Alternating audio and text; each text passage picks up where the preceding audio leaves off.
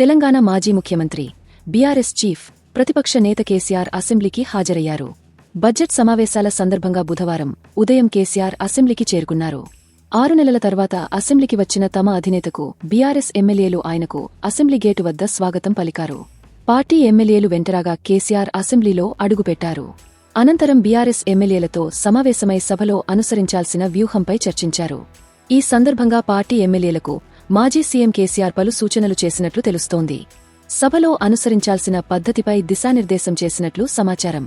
ప్రస్తుతం ఉభయ సభలను ఉద్దేశించి గవర్నర్ జిష్ణుదేవ్ వర్మ ప్రసంగిస్తున్నారు.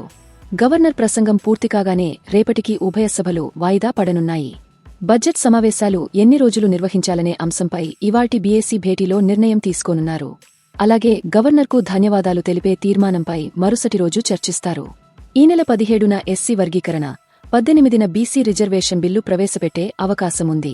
ఈ నెల 19న ఉప ముఖ్యమంత్రి, ఆర్థిక శాఖ మంత్రి భట్టి విక్రమార్క రాష్ట్ర వార్షిక బడ్జెట్ను ప్రవేశపెడతారని సమాచారం.